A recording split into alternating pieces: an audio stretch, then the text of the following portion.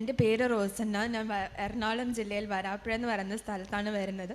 ഞാൻ എൻ്റെ 4 മാസമായ കുഞ്ഞിന് വേണ്ടി സാക്ഷ്യം പറയാൻ വന്നതാണ്.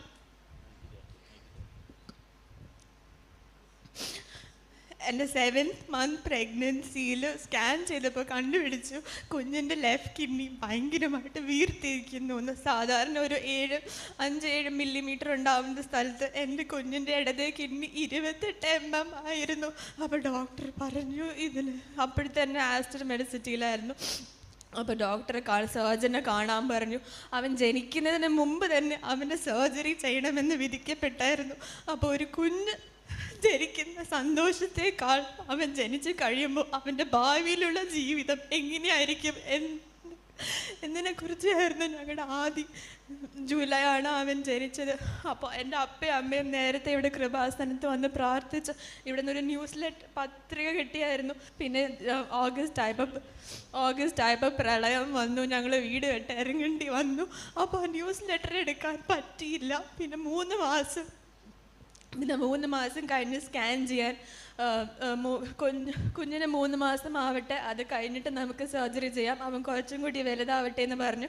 3 മാസം ഞങ്ങൾ സ്കാൻ ചെയ്യാൻ പോയി. അപ്പോഴും ഇത് 28 മില്ലിമീറ്റർ ആയിട്ട് എന്നെ നിൽക്കുന്നുണ്ടായിരുന്നു. പിന്നെ വേറൊരു സ്കാൻ കൂടി ചെയ്തായിരുന്നു. അതിൽ കിഡ്നിക്ക് എത്ര പ്രവർത്തനം ഉണ്ടെന്ന് അറിയാൻ വേണ്ടിയിട്ടുള്ള സ്കാനായിരുന്നു. അപ്പോൾ അവൻ്റെ ഇടത്തെ കിഡ്നിക്ക് ആകെ 11% മാത്രമേ പ്രവർത്തനം ഉണ്ടായിരുന്നുള്ളൂ. വലത്തെ കിഡ്നിയായിരുന്നു എല്ലാ പ്രവർത്തനവും ചെയ്തുകൊണ്ടിരുന്നത്. അപ്പോൾ ഡോക്ടർ പറഞ്ഞു സാധാരണ രീതിയിൽ 10% അല്ലെങ്കിൽ അതിന് താഴെയാണ് പ്രവർത്തനമെങ്കിൽ ഞങ്ങൾ ആ കിഡ്നീനെ മുറിച്ച് മാറ്റും. എന്നാലും പറഞ്ഞുകൊണ്ടിരുന്നു, എന്നാലും കുഴപ്പമില്ല, അവൻ സാധാരണ ആൾക്കാരെ പോലെ തന്നെ ജീവിക്കും. അപ്പം ഞാൻ വിചാരിച്ചു ജീവിതം തുടങ്ങിയിട്ടും കൂടി പോലും ഇല്ലാത്തൊരു കുഞ്ഞിന് ഒരു കിഡ്നി. ദൈവത്തിൻ്റെ സൃഷ്ടിയിൽ നമുക്ക് എല്ലാവർക്കും 2 കിഡ്നിയാണ് വേണ്ടത്. അത് 2 കിഡ്നി ആവശ്യമില്ലെങ്കിൽ പിന്നെ ദൈവം തന്നെ അങ്ങനെ ഉണ്ടാക്കില്ലല്ലോ എന്ന് പ്രാർത്ഥിച്ചു. ഞാൻ എൻ്റെ ഭർത്താവിൻ്റെ അടുത്ത് പറഞ്ഞു ഒരു കിഡ്നിയാണ് ചോദിച്ചിരുന്നെങ്കിൽ നമുക്കുള്ളത് എടുത്ത് മാറ്റി കൊടുക്കായിരുന്നു, നമുക്ക് 2 പേർക്കും മാച്ചായി നമുക്ക് എടുത്ത് കൊടുക്കാൻ ഞാൻ ഭർത്താവിൻ്റെ അടുത്ത് പലപ്പോഴും പറയുമായിരുന്നു. പക്ഷെ എന്നാലും ഡോക്ടേഴ്സ് അതൊന്നും പറഞ്ഞില്ല, മുറിച്ച് മാറ്റണം എന്ന് തന്നെ പറഞ്ഞു. അപ്പോൾ ഞങ്ങൾ ഡേറ്റ് December 5 സർജറിക്ക് ഞങ്ങൾ ഫിക്സ് ചെയ്തു. അപ്പോൾ December 1 ശനിയാഴ്ചയായിരുന്നു. അപ്പോൾ ഞാൻ പറഞ്ഞു എനിക്ക് കൃപാസനത്തിൽ പോകണം. അപ്പോൾ അന്ന് ശനിയാഴ്ചയാണ്, മാതാവിൻ്റെ ദിവസമാണ്. അപ്പോൾ ഞങ്ങളുടെ ഉള്ളിൽ ഇവിടെ ഭയങ്കര തിരക്കായിരിക്കും, ചെറിയ കുഞ്ഞിനും കൊണ്ട് എങ്ങനെയാണ് വരാൻ പറ്റുന്നതെന്നൊക്കെ ഞങ്ങൾ വിചാരിച്ചു. പക്ഷെ എന്നാലും ഞങ്ങളിവിടെ വന്നു. ഞങ്ങളിവിടെ എത്തിയപ്പോൾ 4:45 സമയം. അപ്പോൾ കൗണ്ടറിലിരിക്കുന്ന ഒരു കൊച്ചു പറഞ്ഞു ചേച്ചി ഉടമ്പടി എടുക്കുന്ന സമയം കഴിഞ്ഞു എന്ന് പറഞ്ഞു. അപ്പോൾ എന്നാലും ആർക്ക് വേണ്ടിയാണെന്ന് ചോദിച്ചു. ഞാൻ പറഞ്ഞു കുഞ്ഞിന് വേണ്ടിയാന്ന് പറഞ്ഞു. അപ്പോൾ ഉടനെ തന്നെ ഉള്ളിൽ ചെന്ന കൗൺസിലർ അടുത്ത് ചോദിച്ചു എന്നാൽ ശരി ചേച്ചി വാന്ന് പറഞ്ഞു. ഞാനമ്മ ചേച്ചിയായിരുന്നു എൻ്റെ കൗൺസിലർ.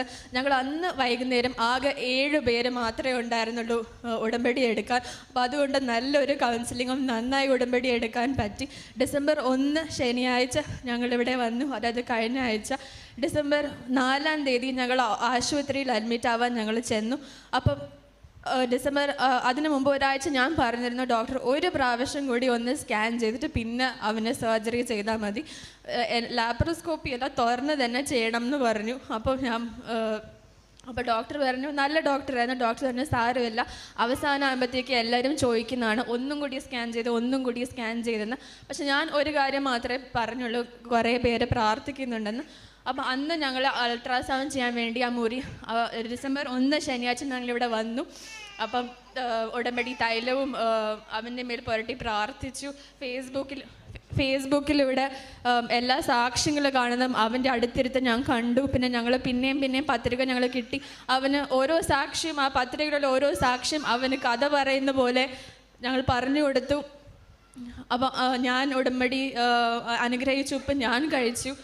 അവസാനം 4 സ്കാനിങ് മുറിയിൽ പോയപ്പോൾ ഞാൻ ഈ പത്രികയിലെ സാക്ഷിയെല്ലാം വായിച്ചത് പ്രകാരം ഞാൻ മാതാവിൻ്റെ കാശ് രൂപം ആ സ്കാനിങ്ങിൻ്റെ റൂമിൽ ഞാൻ കൊണ്ടുപോയി. അപ്പം അവൻ ഇങ്ങനെ തിരിച്ച് കിടത്തണം സ്കാൻ ചെയ്യാൻ വേണ്ടി. നമ്മുടെ കിഡ്നി നമ്മൾ പുറകിലാണ്. അപ്പോൾ ആ മാതാവിൻ്റെ കാശ് രൂപം അവൻ്റെ പുറകിലായിട്ട് ഞാൻ അങ്ങനെ പിടിച്ചു. അപ്പോൾ റേഡിയോളജിസ്റ്റ് പറഞ്ഞു ഇത്രയല്ല. അപ്പം ഞാൻ പറഞ്ഞു ഇതൊക്കെയാണ് 28 mm ആണ്. അത് കണ്ട സ്കാനിൽ വലിയൊരു ബബിൾ ബോൾ പോലെ നമുക്കത് കാണാം. അപ്പോൾ അത് കണ്ട് ഞാൻ ശീലിച്ചാലും ഞാൻ സ്കാനിൽ ഇങ്ങനെ നോക്കി പക്ഷെ അതൊന്നും കണ്ടില്ല. അപ്പോൾ ആ സമയത്ത് തന്നെ പിറ്റേ ദിവസം അവന് സർജറി ചെയ്യാൻ പോകുന്ന ഡോക്ടർ തക്ക സമയത്ത് അവിടെ വന്നു. പുള്ളി പറഞ്ഞു ഇത് നാളെ അവൻ്റെ പകുതി കിഡ്നി മുറിച്ച് മാറ്റാൻ പോവാന്ന്. ഓപ്പറേഷൻ ചെയ്താലും ഇതൊരു എന്താ പറയുക, സൗഖ്യം പ്രാപിക്കില്ല എന്ന് പറഞ്ഞു. ഉള്ള പ്രവർത്തനം നിലനിർത്തിക്കൊണ്ടു പോകാൻ വേണ്ടി മാത്രമാണ് ഓപ്പറേഷൻ ചെയ്യുന്നത്.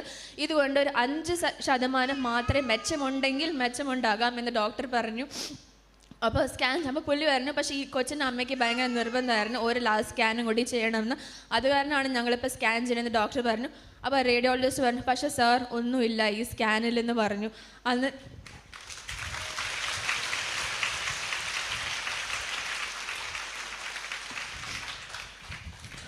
പിന്നെ ഡോക്ടർ പറഞ്ഞു ഇത് വലിയൊരു അത്ഭുതമാണ്. ഡോക്ടർ എന്ന നിലയിൽ ഡോക്ടർ ആ ഒരു ആശുപത്രിയിൽ വെച്ച ഒരു ഡോക്ടർ പറയേണ്ട കാര്യമല്ല അത് അത്ഭുതമാണ്. പക്ഷെ ഡോക്ടർ പറഞ്ഞു അത്ഭുതമാണ്.